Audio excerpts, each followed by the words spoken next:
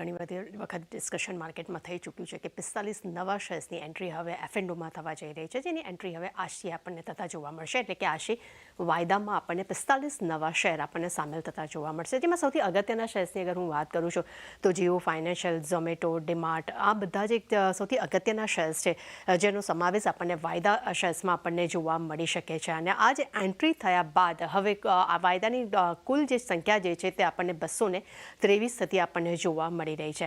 અને એટલું જ નહીં, એફએનડોમાં આવ્યા બાદ ઝોમેટોની અગર આપણે સૌથી અગત્યની અગર વાત કરીએ તો ઝોમેટોની નિફ્ટી 50માં પણ એન્ટ્રી થઈ શકે છે તેવા સંકેતો આવી રહ્યા છે, જે ઓલરેડી ઝોમેટો પહેલેથી જ આપણને સેન્સેક્સમાં સામેલ થતો આપણને જોવા મળ્યો છે. એટલે ઝોમેટોનું કાઉન્ટર તો જે ખાસ આના માટે કરીને આપણને ફોકસમાં જોવા મળી શકે છે. પરંતુ સૌથી અગત્યની વાત છે કે નવી કંપનીની લોટ સાઇઝ જે છે તેનું પણ સર્ક્યુલર બહાર પાડવામાં આવ્યું છે. હવે કેટલા લોટ સાઇઝ છે તેના પર અગર એક ખાસ આપણે નજર કરવાની રહેશે. અગર ડીમાર્ટ પર નજર કરશો તો હવે આપણને તેની લોટ સાઇઝને આપણને 150 જોવા મળશે. જીઓ ફાઇનાન્સમાં 1650 શેર્સના આપણને તમે સોદા પાડી શકો છો. ઝોમેટોની વાત કરશો તો તમને 2000ની એક લોટ સાઇઝ ત્યાં તમને જોવા મળી શકે છે.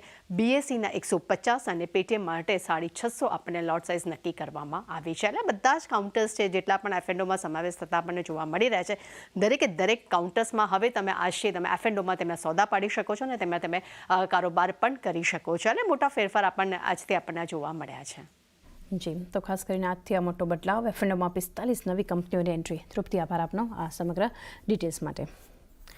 તો જે રીતે એક એક્શન જે કંપનીઓ બતાવી રહી છે વિરાટ, અમુક કંપનીઓ પર આપણે ચર્ચા કરી છે, 45 કંપનીઓનો જે છે એક સમાવેશ થતો આમાં જોઈ રહ્યા છે. કયા કોઈ સ્ટોક, કોઈ કંપની સ્પેસિફિક તમને લાગી રહ્યો છે કે આમ કંપનીના કામકાજના ફંડામેન્ટલ્સમાં કોઈ બદલાવ નથી થવાનો, પરંતુ ફ્યુચરમાં હવે ટ્રેડ કરી શકાય છે, તો કોઈ કંપની સ્પેસિફિક તમને લાગી રહ્યું છે કે વધારે એક અહીંયાથી તમને એક આશા છે? તો ઝોમેટોનું કાઉન્ટર છે જે મને પહેલા પણ ઘણું અટ્રેક્ટિવ લાગતું હતું, અત્યારે પણ બહુ જ અટ્રેક્ટિવ લાગી રહ્યું છે. જે રીતના આપણે એમાં મોમેન્ટમ બધી જોવા મળી રહી છે, જે આપણે હમણાં રિસેન્ટ આપણે જે કરેક્શન પણ બધું જોવા મળ્યું, તો એમાં પણ એક સસ્ટેનિંગ થતું આપણને જોવા મળ્યું હતું. એક રેન્જ બાઉન્ડ મોમેન્ટમમાં આપણને ઝોમેટો ટ્રેડ થતું જોવા મળ્યું હતું. અને ત્યાંથી આપણને 240 ની આસપાસનો જે લેવલ હતો, જેનો પ્રીવિયસ સ્વિંગ લો હતો, ત્યાંથી જ આપણને ફરીથી એક મોમેન્ટ બધી જોવા મળી.